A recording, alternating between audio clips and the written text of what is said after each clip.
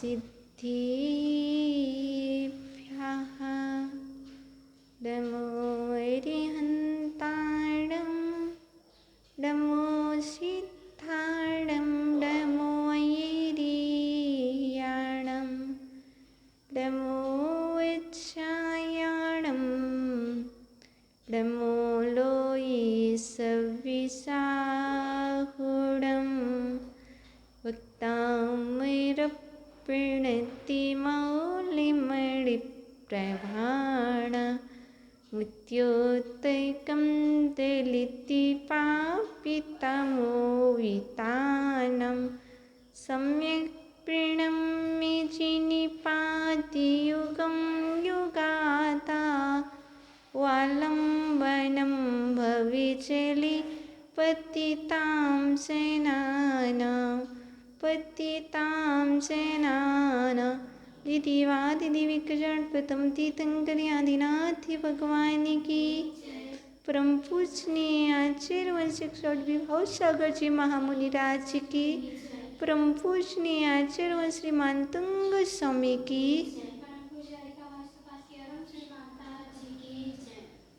प्रिय आत्मन, हम सभी भक्तमृत स्त्रोत के माध्यम से आज 24वें एवं 25वें काव्य में प्रवेश करेंगे।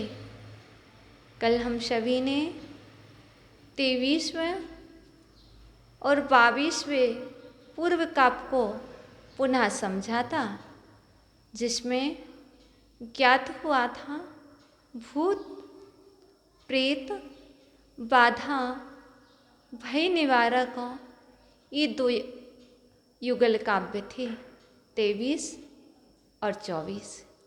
कल जहाँ हमने आपको बताया था कि 23वें काव्य से सिर रोग की बाधा दूर होती है, तो जो 24वें काव्य का यंत्र है वह शीर्ष बाधा निवारण करने वाला यंत्र है, और जो 23वें काव्य का यंत्र था वह भूत प्रेत बाधा भय निवारक यंत्र था। आज जो ये 24वां काव्य आया है, इस काव्य के माध्यम से इसका जो यंत्र है, जिस यंत्र की पूजा करता है, यंत्र को पास में रखता है, उसके शीर्ष में पीड़ा नहीं होती।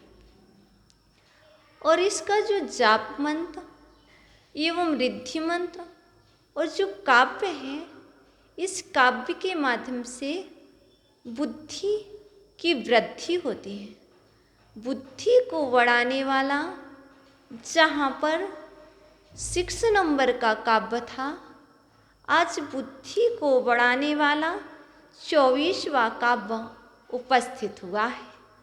हमने आपको 6 नंबर के काव्य में बतलाया था तम ताम। आज इसमें पूर्णतः काव्य में क्या है? असंख्यम आद्यम। आगे बतलाएंगे ईश्वरम अनंतम अनंगकीर्तम। जो ये अनुस्वार हैं, ये तो साइंटिस्ट के अनुरूप ही बुद्धि को बढ़ाते हैं, लेकिन इसमें जो रिद्धि और मंत्र आया है, इस काव्य की आराधना करने से बुद्धि वृद्धि को प्राप्त होती है, क्योंकि इसमें प्रभु के विभिन्न नाम बतलाए गए हैं। आपके बहुत नाम हैं, अर्थात जो आपके गुण हैं, यथा नाम, यथा गुण तथा नाम। जैसे आपके गुण हैं वैसे ही आपके नाम हैं। और 25वें काव्य में दृष्टि, दोष निवारक, रिद्धि और मंत्र। पूर्व में एक काव्य और आया था जिससे दृष्टि दोष निवारक काव्य था, वह था तीसरा काव्य। और बुद्धि को बढ़ाने वाला पूर्व में जो काव्य निकल गया है वो था 6 नंबर का, और अब सेकंड रूप से पुनः आया है कि यदि आप उसको याद ना कर पाओ, उससे अपनी बुद्धि की वृद्धि ना कर पाओ, तो आज 24वां काव्य उपस्थित हुआ है। और दृष्टि दोष निवारण करने वाला, अर्थात जो लोग कहते मुझे बुरी नजर लग गई, कुछ हो गया, दृष्टि लग गई, किसकी? किसी की भी दृष्टि लगी हो, कुछ भी हुआ हो, आप 25वें नंबर काव्य का पाठ करो, उसकी रिद्धि और मंत्र का पाठ करो, दृष्टि दोष दूर हो जाएगा। इसमें एक कथा प्रसिद्ध हुई है। एक बार एक राजन अपनी 36 रानियों के साथ जल क्रीड़ा करने के लिए गए थे, लेकिन रानियां जल क्रीड़ा करते करते उनके लिए कुछ हो गया, अर्थात किसी की दृष्टि लग गई। जैसे ही दृष्टि लग गई तो रानियां कहीं कीचड़ को ही अपने तन पर लिप्त करने लग गईं, कोई अपने वस्त्रों को फाड़ने लग गई। जब किसी की दृष्टि लग जाती है, जो कुछ भी हो, कुछ मूर्छित हो गई। राजन को चिंता हो गई। अब राजन उनसे बचने का उपाय सोचने लगा, मैं इनसे कैसे बचूं, क्योंकि वो राजा पर ही कुपित होने लग गई। लेकिन राजन दौड़ रहा था, इतने में एक नगर में एक युवक आया राजन का स्वागत करने के लिए। मेरे नगर में राजा आ रहे हैं, मैं इनका स्वागत करूंगा। जैसे ही उस युवक ने सोचा मैं स्वागत करूंगा, वो पीछे से वो रानियां दौड़ते दौड़ते आई तो राजन पर भी कुपित हुई और उस युवक पर भी बहुत कुपित हुई। अब इस तरह राजन और रानियों की और दासियों की इस क्रीड़ा को देखकर, इस कुकृत्य को देखकर परेशान हो गए। सोचने लगे अब क्या किया जाए, हम तो अच्छे के लिए गए थे, जल क्रीड़ा करने गए थे, लेकिन ये क्या हुआ। राजन के मन में आया, चलो क्यों ना दिगंबर मुनिराज के पास चले। जैसे ही वह युवक और राजन मुनिराज के पास जाते हैं और मुनिराज को सारी बात समझाते हैं, ज्यों ही रानी, क्योंकि जो पटरानी थी वह पटरानी अपने वस्त्रों को फाड़ चुकी थी, वह मुनिराज के समक्ष हाथ ऊपर करके आगे को आती, वैसे ही पता नहीं वह कौन सी रिद्धि थी कि उस पटरानी को किसी ने लोहे की जंजीरों से ही बांध रखा, किसी ने कीलित कर रखा हो। मुनिराज का प्रताप देखो। राजन मुनिराज के पास पहुंच गए, वह पटरानी ज्यों ही मुनिराज के पास दौड़ती, लेकिन उसके पहले ही उसको कीलित हो जाती, और पीछे पीछे जितनी भी रानियां थी वह सब वहीं पर कीलित हो गई। यह देखकर लोग आश्चर्य करने लगे, ये कौन सी शक्ति है जो मुनिराज तक नहीं आ पाए, किसने किया है।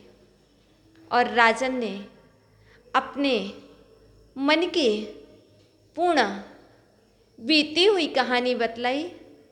हे मुनिवर, हम तो जल क्रीड़ा करने गए थे। हमारे अंदर में विषयों की आकांक्षा थी, इसलिए हम सभी जल क्रीड़ा को गए थे। वहाँ पर पता नहीं क्या हुआ, मुनिराज ने अपने कमंडलू का अंजलि में जल लिया। 24वें काव्य और 25वें काव्य, इन दोनों युगल काव्यों को पढ़ा, रिद्धि मंत्र सहित जाप किया और वह कमंडल का जल अंजलि में लेकर के उन रानियों के ऊपर छिड़क दिया। जैसे ही वह कमंडलू का जल, मंत्रित जल उन रानियों के ऊपर छिड़का, त्यों ही उनकी वह विपत्ति दूर हो गई, उनका विवेक खुल गया और वह लज्जावश दूर हट गई। मैं कैसे? इस तरह से इन काव्यों का अचिंत्य प्रभाव है, हम समझ नहीं सकते। हम सोचते हैं कि हमें ये परेशानी है। यदि परेशानी है तो परेशानी का निवारण भी है। यदि बीमारी हुई है तो बीमारी का इलाज भी है। कहीं दूर नहीं जाना। जहाँ पर बीमारी हुई है, पूज्य गुरुवर कहते हैं, जहाँ पर चोट लगी है, जिस स्थान पर चोट लगी है, उसी स्थान पर उस चोट की दवा भी है।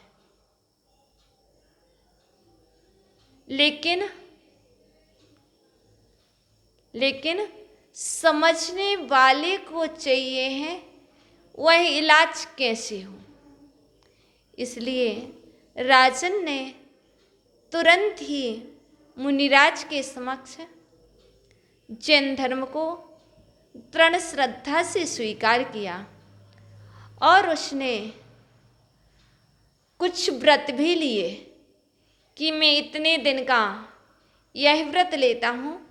इस तरह से अपने जीवन को जल क्रीड़ा से नहीं, चारित्र से श्रृंगार किया था।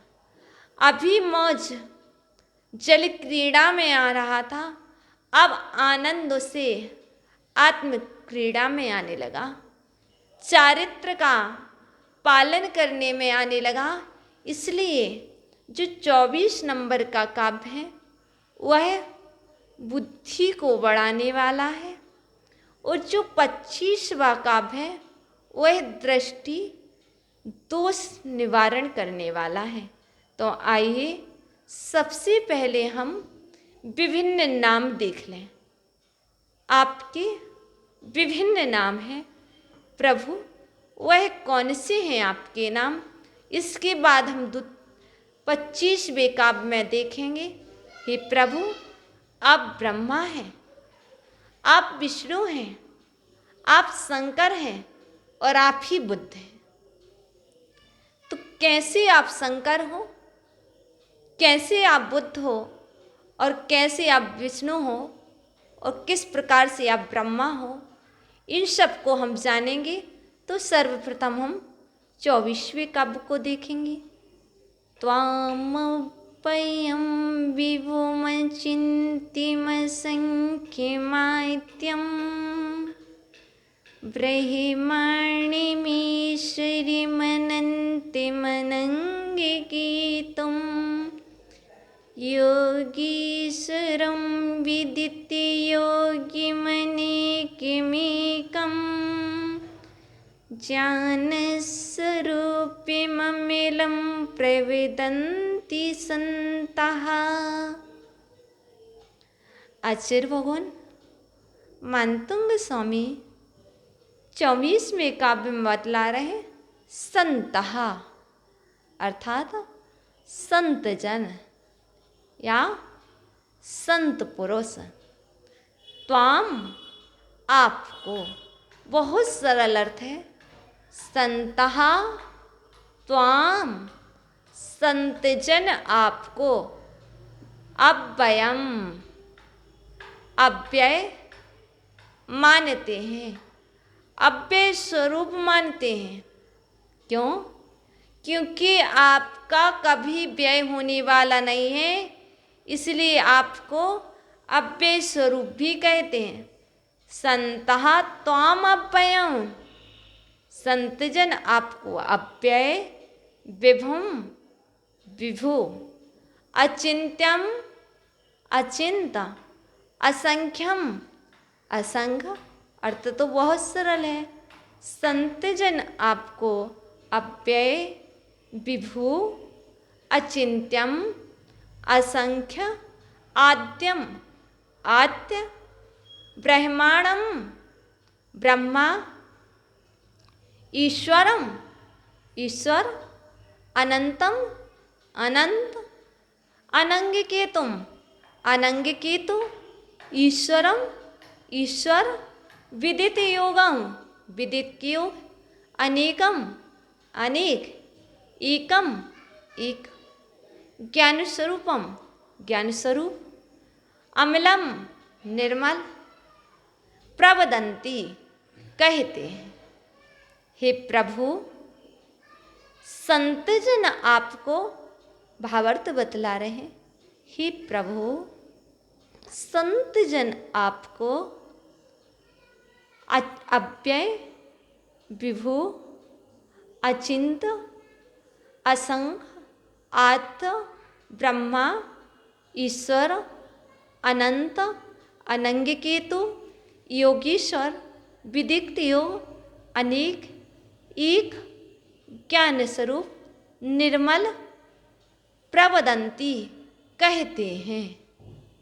अर्थात आप ही निर्मल हो, आप ही एक हो, आप ही अनेक हो। इस तरह से संतजन यथा गुण तथा नाम, जैसे आपके गुण हैं, गुणों की अपेक्षा आप असंख्य भी हो, आत्मा की अपेक्षा आप एक हो, इत्यादि जो आप में गुण हैं, वैसे ही आपके अनेक विभिन्न प्रकार के नाम हैं। इस तरह से यह 24वां काव्य पूर्ण हुआ। इसमें यह जो रिद्धि है, यह बुद्धि को बढ़ाने वाली है।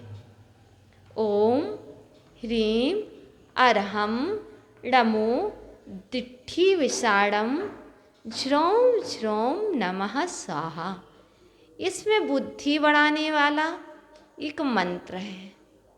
मंत्र तो 2 या 3 भी हैं, पर इसमें एक लिखा हुआ है। ओम राम ह्रीं रूम ह्रौम ह्रः अस्याउसा झ्रौम झ्रौम नमः। यह बुद्धि की वृद्धि करने वाला मंत्र है। आइए अब हम चलते हैं दृष्टि दोष निवारक मंत्र काव्य एवं रिद्धि को देखते हैं, जिसमें आचार्य भगवान कह रहे आप ही ब्रह्मा हैं, आप ही विष्णु शंकर एवं बुद्ध हैं। तो हम सभी 25वें काव्य को देखेंगे। बुद्धस्तमे विबुधार्चिति बुद्धिबोधा त्वं शंकरो शिवो विनत्रय शंकरत्वा धाता सिद्धिर्षि विमार्गे विधिर्विधानात् व्यक्तं त्वमेव भगवन् पुरुषोत्तमः अर्थात यहाँ पर आचार्य भगवान मानतुंग स्वामी 25वें काव्य में बतला रहे हैं, यदि किसी को दृष्टि लग गई हो तो उस दृष्टि का निवारण कैसे करें, दृष्टि दोष को कैसे हटाएं। तो आचार्य भगवान कहते इस प्रकार से इस काव्य का उच्चारण करो, रिद्धि और मंत्र का जाप करो, दृष्टि दोष दूर हो जाएगा। तो चले हम देखें आप कैसे ब्रह्मा हो, आप कैसे बुद्ध हो और किस प्रकार से आपको विष्णु इत्यादि नामों से पुकारा जाता है। तो आचार्य भगवान बतला रहे हैं 25वें काव्य में विबुधार्चित, विबुधार्चित ये फर्स्ट पंक्ति में है, बुद्धस्तमेव विबुधार्चित सेकंड शब्द में है, पद में विबुधार्चित अर्थात विबुध मीन्स देव, अर्चित मीन्स पूजित, देवों के द्वारा पूजित, विबुधार्चित देवों के द्वारा पूजित, बुद्धिबोधात ज्ञान वाले होने से, पंचमी बुद्धिबोधात अर्थात बुद्धि वाले होने से या ज्ञान वाले होने से, त्वम एव आप ही बुद्धा बुद्ध हैं, देवों के द्वारा पूजित ज्ञान वाले होने से आप बुद्ध हैं। प्रभु को कहा है, हे प्रभु आप ही बुद्ध हैं। कैसे बुद्ध हैं? विबुधार्चित बुद्धिबोधात त्वम एव बुद्धा, देवों के द्वारा पूजित ज्ञान वाले होने से आप बुद्ध हैं। आगे बतला रहे हैं शंकरहासी, बतलाया तुम शंकरो शिव विनत्रय शंकरत्वात् अर्थात भुवनत्रय तीनों लोकों में शंकरत्वात् सुख शांति के कारण, सम्मिस शांति के कारण, शंकरत्वात् शांति को करने वाले, त्वम एव आप ही शंकर हैं। तीनों लोकों में शांति को करने के कारण आप शंकर हैं। सम का हो, शांति का हो, शंकरत्वात् है ना। तीनों लोकों में शांति को करने वाले होने के कारण आप शंकर हो। भुवनत्रय शंकरत्वात् त्वम् एव शंकरहासि, आप ही शंकर हो। वह शंकर नहीं है जिनके गले में नाग पड़ा है, वह शंकर हैं जो तीनों लोकों में शांति को करने वाले हैं, वह शंकर है। हे प्रभु आप तीनों लोकों के जीवों को सुख शांति को करने वाले होने से आप ही शंकर हैं। आगे बतला रहे हैं अब ब्रह्मा कैसे हो, तो आगे कहा है धातासी धीरा।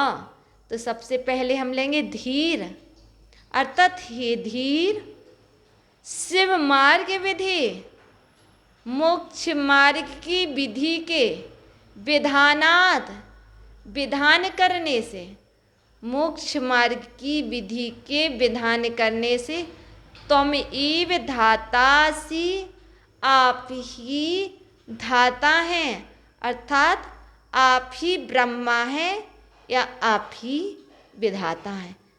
धीरा शिव मार्ग विधि विधानात् तुम एव धातासी, हे धीर मोक्ष मार्ग की विधि के विधान करने से आप ही ब्रह्मा हैं। आगे बतला रहे हैं आप विष्णु हैं। कैसे? व्यक्तम तमेव भगवन पुरुषोत्तमोसि। भगवान संबोधन है, हे भगवान तुम एव आप ही व्यक्तम स्पष्ट रूप से पुरुषोत्तमसि श्रेष्ठ पुरुष अर्थात विष्णु है। श्रेष्ठ पुरुष जो होता है उसे विष्णु कहते हैं। अर्थात हे भगवान आप ही स्पष्ट रूप से श्रेष्ठ पुरुष अर्थात विष्णु हैं। तो हमने यहाँ पर जो 4 विशेषण बताए हैं, ब्रह्मा, विष्णु, शंकर एवं बुद्ध, तो उनको जाना देवों के द्वारा पूजित होने से, देवों के द्वारा पूजित ज्ञान वाले होने से आप बुद्ध हैं। तीनों लोकों में शांति को करने वाले होने से आप ही शंकर हैं। मोक्ष मार्ग की विधि को बतलाने वाले होने से आप ब्रह्मा हैं। हे भगवान आप ही स्पष्ट रूप से श्रेष्ठ पुरुष विष्णु हैं। इस तरह से हमने 25वें काव्य का अन्वयार्थ जाना। भावार्थ में आचार्य भगवान मानतुंग स्वामी कहते हैं, हे भगवान बुद्धि का पूर्ण विकास होने से आप ही बुद्ध हैं। बुद्धि का पूर्ण विकास होने से आप बुद्ध हैं। तीनों लोकों का कल्याण करने वाले होने से आप शंकर हैं तथा रत्नात्रय रूप मोक्ष मार्ग का विधायक होने से आप ही ब्रह्मा हैं और आप ही संसार में सभी मनुष्यों में श्रेष्ठ होने से विष्णु हैं। इस तरह से यहाँ पर प्रभु के लिए 4 विशेषण दिए, उन विशेषण को जाना और इस काव्य का आराधना, इस काव्य की रिद्धि मंत्र की आराधना करने से दृष्टि दोष दूर होता है। तो आइए हम रिद्धि को देख लें। ओम ह्रीं अर्हं नमो उग्रतबाणं झ्रों झ्रों नमः। इसमें जाप मंत्र है, ओम नमो भगवते जय विजय पराजिते सर्व सौभाग्यम सर्व सौख्यम कुरु कुरु स्वाहा। ओम नमो भगवती जय विजय पराजिते सर्व सौभाग्यम सर्व सौख्यम कुरु कुरु स्वाहा। इस तरह से यह 24वां और 25वां काव्य युगल काव्य है, जिसकी आराधना करने से पागल हुआ मनुष्य भी ठीक हो जाता है। जिसकी बुद्धि भ्रमित हो गई थी वह अपनी बुद्धि में स्थिर होता है, जैसा कि हमने स्टोरी के माध्यम से रानियों को स्थिर होता हुए देखा। ओम नमः।